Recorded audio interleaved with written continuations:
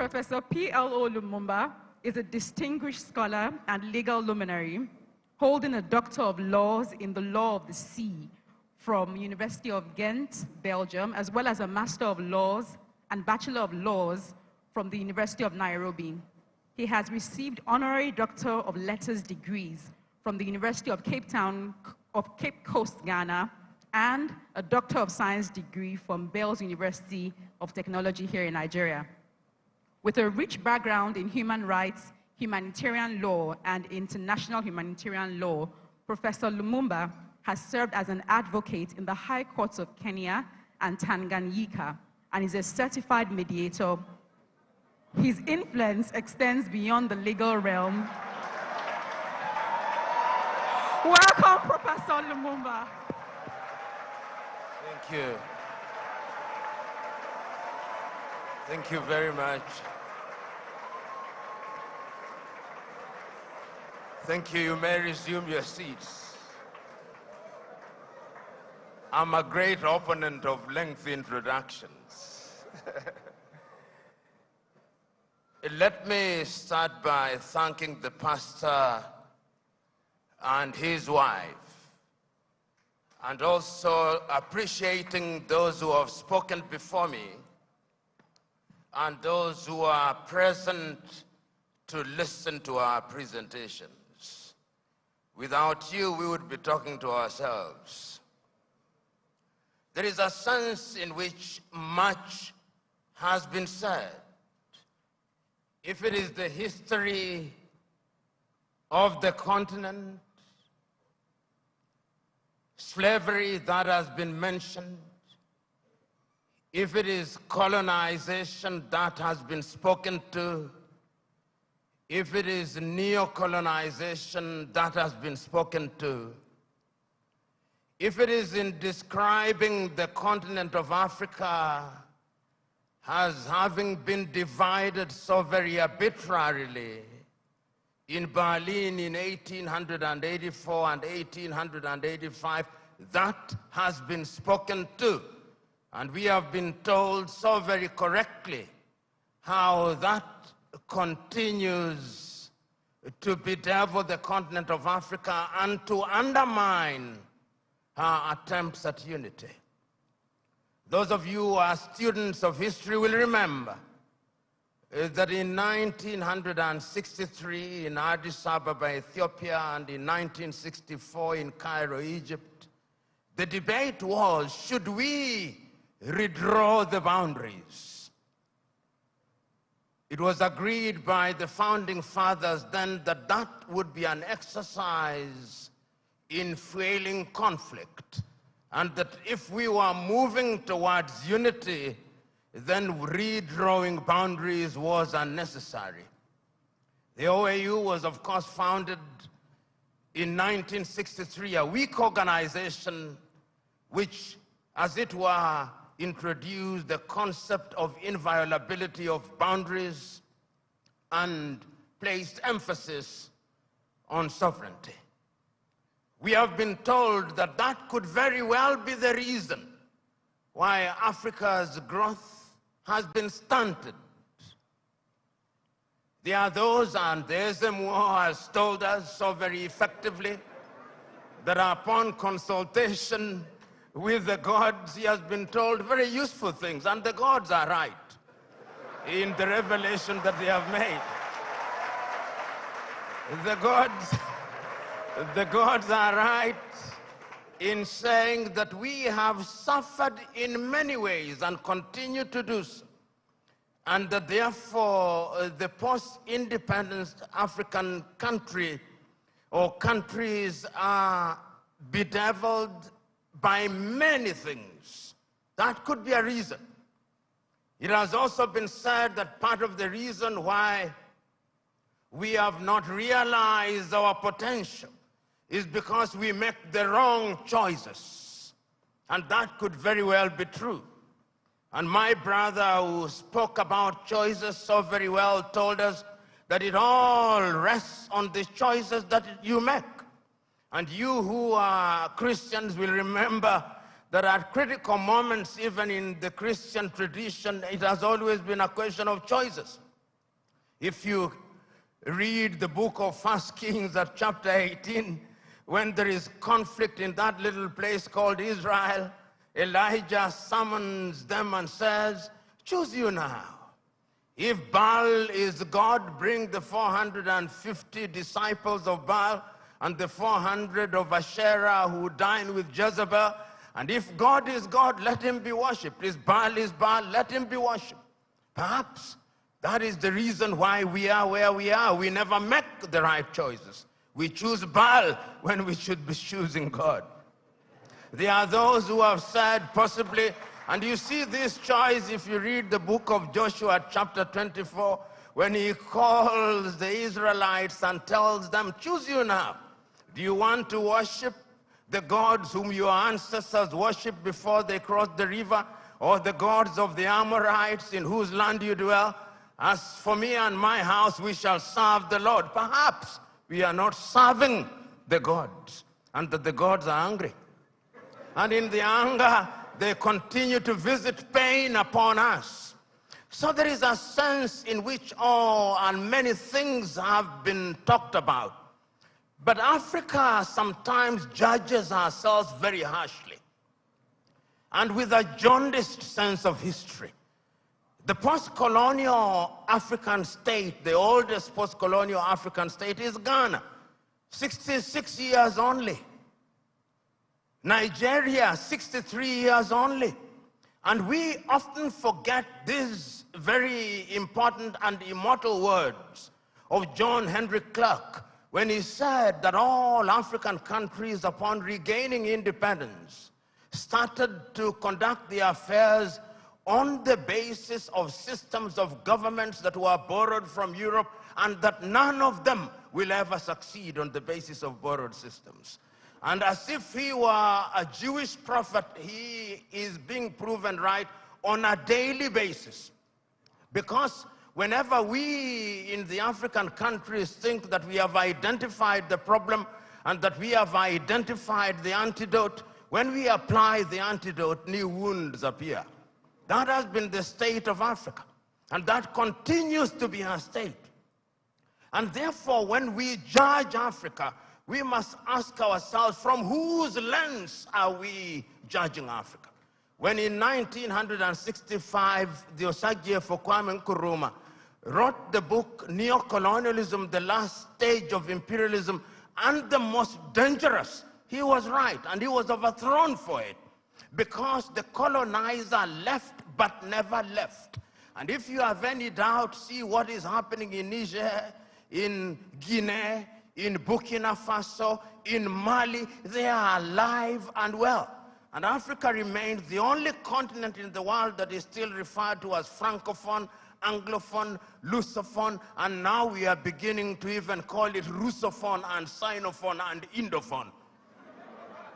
There is a sense in which we must never forget this, so that when we are judging Africa, we ought to judge her on the basis and upon the realization that the headwinds that stand on our path are numerous, and that there is no shortage of fifth columnists within our ranks.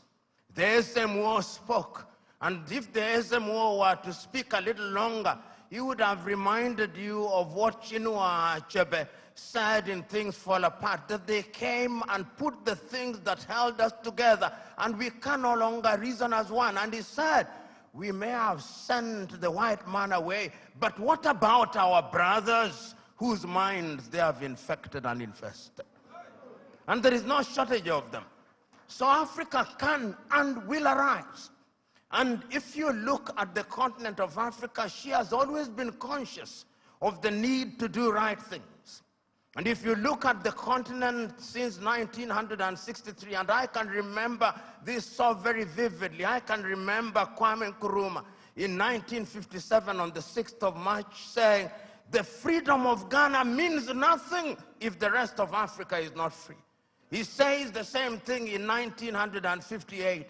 He repeats the same thing in 1960 in Casablanca, Morocco. He repeats it again on 25th of May, 1963 in Addis Ababa, Ethiopia, where he tells the 32 heads of states gathered there, we must live here with one army. We must live here with one currency. We must live here with one foreign policy coordinated. And I even suggest that we can have a capital, and I suggest Bangui in Central African Republic because it is the most central. But we listen to him not. After that, of course, we have had our gains. Under the aegis of the OAU, Africa was able to eliminate apartheid South Africa. Under the aegis of the OAU, Africa was able to chase away the Portuguese in Cabo Verde, in Angola, in Mozambique, in Guinea-Bissau.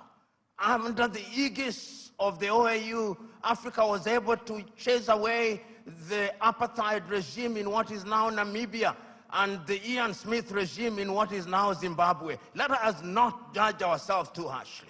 We have made our mistakes, but sometimes it is proper, as my sister said, that we see half full glass rather than half empty. We must not debilitate ourselves by constantly bashing ourselves and looking at Africa from jaundiced eyes from Europe and America. And I'm suggesting to you, we have and will continue to make our mistakes. Look at Africa and the decision that she has made for herself over the years. As early as 1980, Africans sitting here in Lagos, Nigeria, came up with the Lagos Plan of Action. And the Lagos Plan of Action told Africa, in order for Africa to realize our potential, we must trade amongst ourselves. But the neo-colonizer was not resting. A little earlier, 5 years earlier, the neo-colonizers had sat down in Lomé, in Togo, not too far from here, and came up with an agreement of African and European and Pacific countries. And when that did not work, they sat again in Cotonou, here in Benin, and came up with the Cotonou Agreement. They are never resting. We must never forget that. The neo-colonialists are alive and well, and is always trying to frustrate what we do because Africa is their hunting ground. And we did not stop there. When we are doing things, you tell me what Africa has not tried to do. In terms of the airspace, we agreed in Yamoussoukro, in La Côte d'Ivoire, that we will open our airspaces in 1988. We sat in Abuja, here in Nigeria, in 2001 and said we were going to spend not less than 15% of our budget in the health sector. We sat in Malabo, Equatorial Guinea in 2014 and said we were going to focus on agriculture. We sat down in Maputo in 2013 and said we were going to ensure that our women were mainstreamed in the activities of Africa. We sat down in Abuja in 2013, in 2014 and said we were going to have free movement of people, and once again sat down in Kigali, Rwanda 2018 and said we were going to eliminate visas. We sat down in Abuja and said that we were going to silence the guns in 2013. We did not. And we sat down in 2020 and said we were going to silence them. And now the guns are alive and well. And who are supplying us with the weapons? It is not us. It is others. Should we blame them? Yes, we should. Should we blame ourselves? Yes, we should. So Africa has always been a battleground. And the rhetoric that we see and the manner in which we ourselves are educated. My sister talked about education. But really, what are we teaching ourselves? It is fella Nicola Pokuti said, "Teacher, don't teach me nonsense."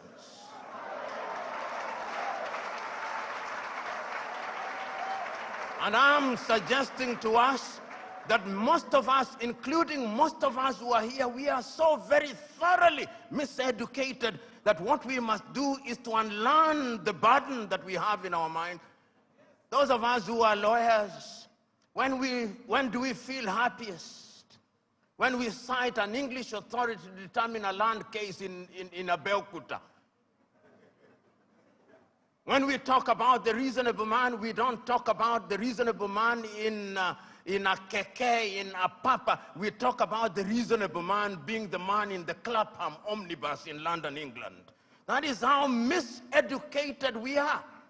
And until we are re-educated, we who are present here are part of the danger to Africa. Because even in our unguarded moments, I went several years ago to the university at Harvard and talking to students, and one of them said that Harvard was the best school in law, in teaching of law. I said, whose law? Nigerian law? Ugandan law? Zimbabwean law? They can only be best in teaching their law, not ours. And I've seen we who are in this space of education, somebody spends 6 years at Unilag, and when they go to Harvard or Stanford for 3 weeks for a short course where they spend most of the time taking tea, he comes back and says, an alumni of Harvard.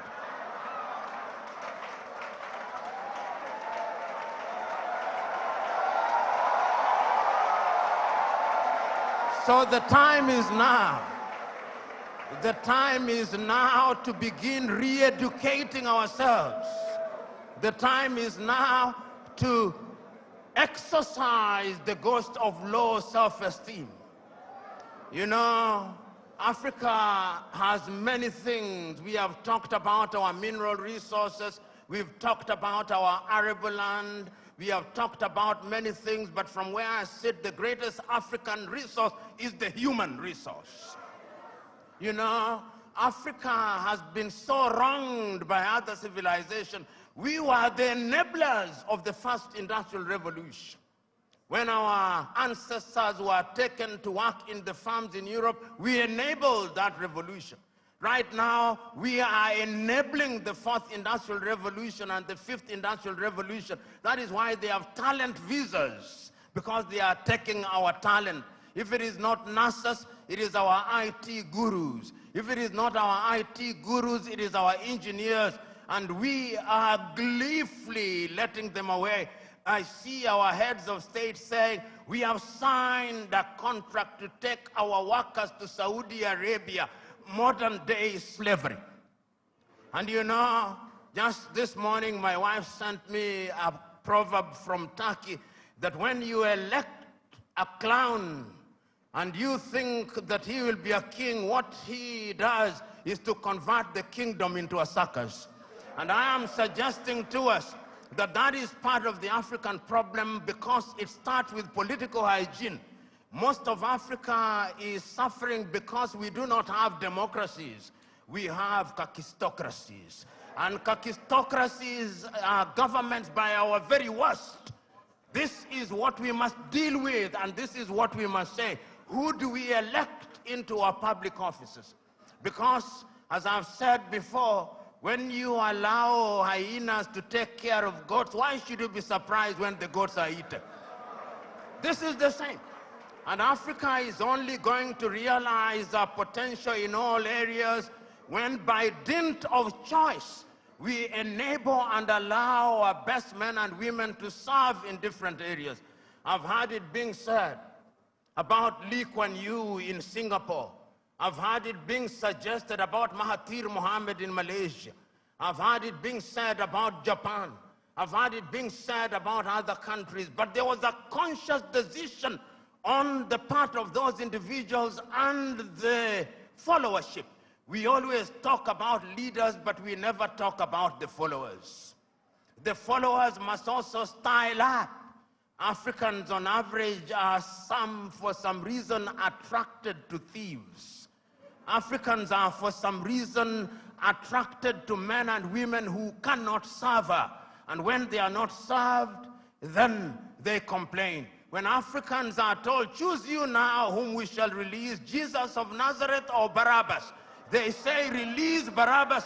And when Barabbas behaves like Barabbas, they say, why are you not behaving like Christ? It cannot be done. And this is what we must do. And I am submitting to us that it can be done and it should be done. I know a number of African countries, and I travel this continent sufficiently to know that there are African countries that are doing well. They are trying. There is no nation without trials and tribulation. We are fond of talking about the United States of America as an exemplar of that which is good and bad. When they said in 1776 that they held certain truths to be self-evident, that all men were born equal, that they were endowed by their Creator with certain unalienable rights, that among those who are life, liberty, and the pursuit of happiness, were blacks included? No, they were not. Did they not fight a civil war? Yes, they did. Are they not frustrating people until 1963? Did George Floyd, was he not killed only recently? There is not a single nation without trials and tribulation. And we must therefore remind ourselves that we have the wherewithal to catapult Africa into a different orbit. And Nyerere of Tanzania once said, we must also define what development means. And he said, development does not mean necessarily the building of skyscrapers. There is nothing wrong with that. But let the Americans go to the moon. We are going to provide water to our villages. We must define what development means. And once we define what development means and we define ourselves, then Africa shall realize our potential. In 1996, Thabo Mbeki talked about an African. Who is an African? Who are you? Define yourself first. The Chinese define themselves. The Indonesians define themselves. The Koreans define themselves. We must define ourselves and begin to believe in our institutions. You know, and I see it in this part of the world. When we want to look at our economy, we say, what does Moody's say? And Moody's is very moody when they come to Africa. Moody's. Can the Department of Economics at UNILAG not do that? Can't they? McKinsey, an American outfit, they are the ones who come here and tell us how our economy is behaving. When the American dollar as much as sneezes, the Naira goes into a coma. Why? 63 years after independence in Nigeria, 66 in Ghana, 61 in Kenya, and many other countries, we still believe that somebody else's currency is what must define us. 63 years after independence, we are still importing chicken as if our chicken forgot how to lay eggs.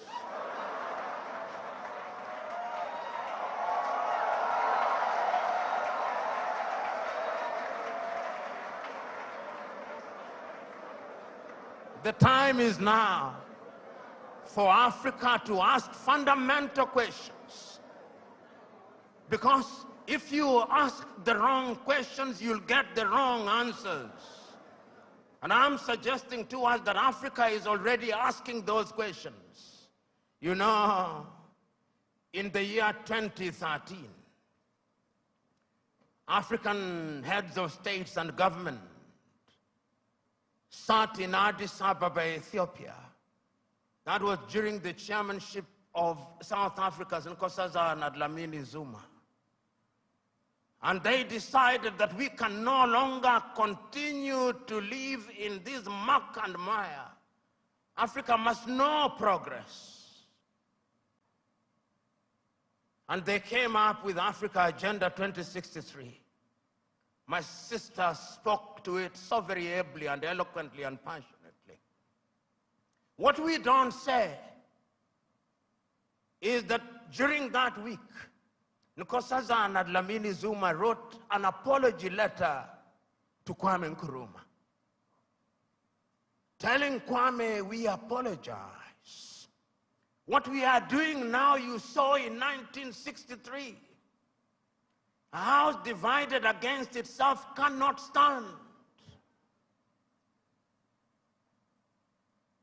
Now we are living through Africa Agenda 2063. We are living through the Sustainable Development Goals. And I'm not a Jewish prophet nor related to one. But I can confirm to you, we will not fulfill any one of them.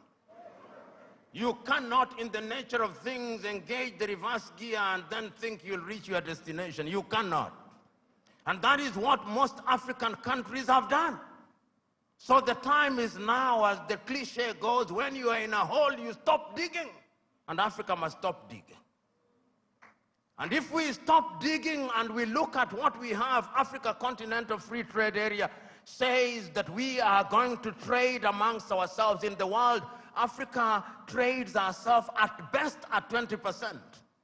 Europe at about 70%, North America possibly 65%, Asia now going to 60%, Latin America going to 55%, Africa 20%. What must we do? We must stop certain things that stand in our way. Conflict. Look at Africa as I speak to you. Look at Sudan. For the last 2 months, there is no economic activity in Sudan. They are destroying what they once built. Even if you wanted to trade, who do you trade with? Generating, as at now, 2.5 million refugees. I do not hear the voices of African leaders, no. Their silence is eloquent. And when they speak mutedly in sanitized languages, and people are dying. Children who ought to be vaccinated in Sudan are not getting vaccinated. Here in your neighborhood in Cameroon, children have not gone to school for the last many years. Conflict. In northern Mali, the country is divided de facto into two. In the Democratic Republic of Congo, 120 armed groups, yet it is the busiest airspace in the continent of Africa. Minerals are being taken away to Europe and America. Central African Republic, the same. Libya, the same. Several months ago, I wrote to the chair of the African Union and to all African heads of state and said, convene a meeting with only one agenda item. What can we do to save Africa from this slide? Only 4 replied. That is the state of the continent of Africa. We must deal with the basic things. We must solve conflict. We must change our governance. Because if we don't deal with the question of governance, we are going nowhere. Africa has become a continent where after every election there is conflict, because the pursuit of power is a cutthroat competition where throats are actually cut. And when the SMO was here and he consulted the oracles, he discovered that we have a problem in that direction. And that the sooner we resolve that, the safer we will be. Africa can rise and Africa will rise. But it's not going to rise by prayer and fasting. We must pray and fast, but it will not happen. Because the last time I checked, even those of you who are believers, when Abraham was taken from Ur of the Chaldeans and given Canaan, it was not on a silver platter. He had to fight the Canaanites. He had to fight the Philistines. That is the nature of divine instruction. Go ye and subdue the world by the sweat of thy brow. The kitchen where they make manna was closed. Manna will no longer come. Because you must now make your manna. And it is our duty, therefore, as Africans to begin to rethink the younger generation. You know, there is a saying in Chichewa in Malawi, that more precious than our children are our children's children. So when we are doing these things, we must remind ourselves that we are doing for this generation and generations yet to be born. When my good sister was speaking, she started in 1969 about the education. We were alive. Then you came to the year 2023 and we are alive. But when you came to the year 2077, knowing as we do that we are not immortal, we shall be assumed into heaven. Some of you who will be alive, you'll be old and possibly stupid and not very useful to anybody. This is why we say it is intergenerational. So, brethren, what we must now do is to ask ourselves, then what do we do? Beyond the rhetoric, what do we do? And what is beautiful in Africa now, not only in the continent of Africa, is that there is a consciousness. You know, I'm in a church setting, and sometimes it is good to remind you, for those of you who believe and believe rightly, even in the Bible, sometimes those who are saying the right things think that they are the only ones, thinking in silo. You remember Elijah going and saying, but Lord, I'm the only one who has not bowed to Baal. He was told, no, there are 7,000 others. And as I travel across Africa, there are 7,000 others. Today I've seen many of them. Today I've had the honor and privilege of listening to many of them. One enlightened more than the other. One more passionate than the other, talking about what we can do. And talking about the place of Nigeria in that space. Times without number have talked about Nigeria and reminded Nigerians that the day you become great, that is the day Africa becomes great. When I hear in Nigeria, economists and politicians telling me that the GDP of Nigeria is 500 billion United States dollars, and that therefore it is the biggest economy in the world, I am reminded of the words of Yoweri Kaguta Museveni, my friend, when he says, in a debate between dwarfs, what is the value of one dwarf saying, I'm taller than the other dwarfs?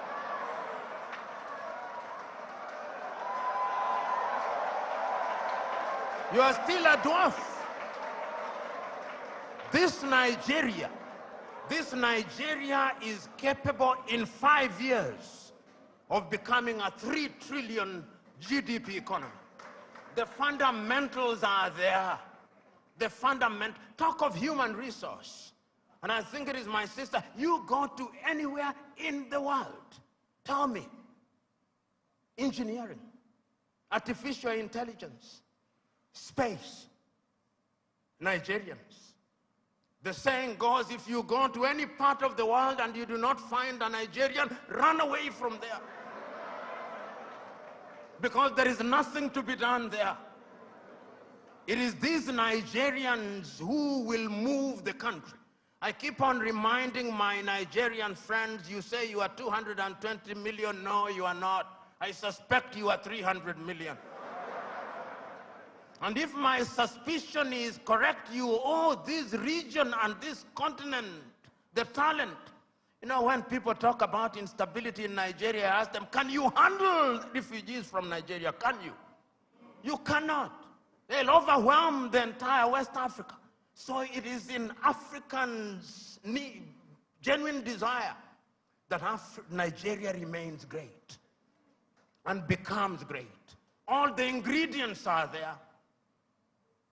Writing in 1983, Chinua Achebe, in his book, The Trouble with Nigeria, said that it is simply and squarely a problem of leadership. That is an African problem, and I also want to say it is also a problem of followership.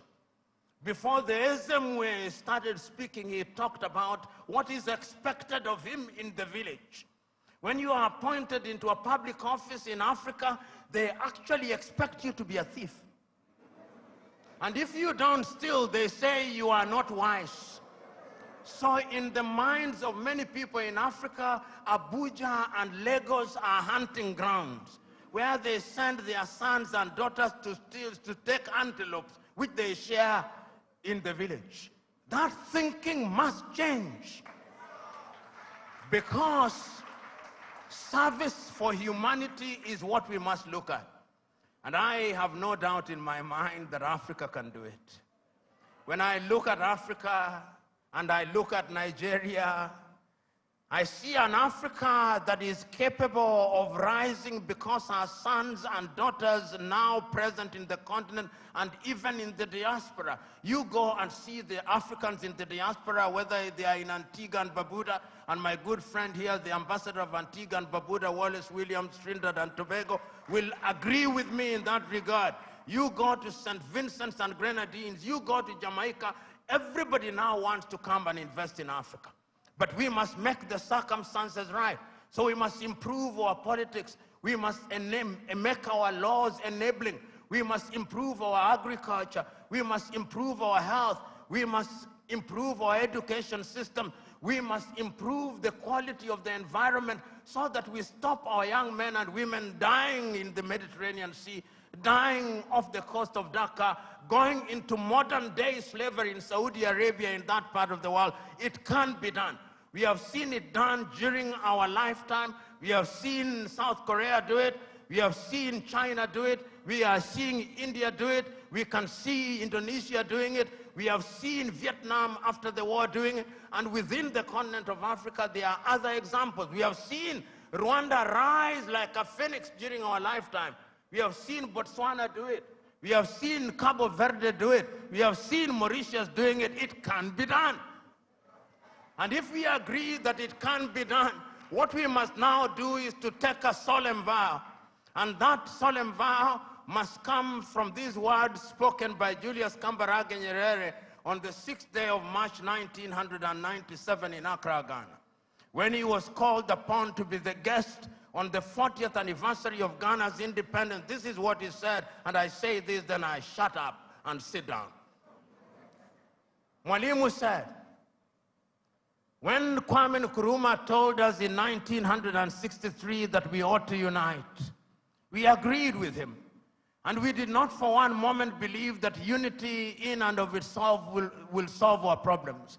What we believe that unity will make our voices as Africans to be respected, because the rest of the world is not bothered about our Ghanaianness or our Tanzanianness. He did not say this, but I'm adding, but our Nigerianness or Ugandanness. The rest of the world only knows about Africa. The time is now. Our generation fought the colonialists and brought what we thought was independence, but they gave us the crown without the jewels. But of all the sins that we have committed, there is a single sin that we must never commit: the sin of giving up, the sin of despair. And each one of us must remember that we have a role to play. We have a role to play because if the ocean is to exist, the droplets must be good. If the forest is to exist, the trees must be good. Play your part and let the results be the testimony of your efforts. God bless you.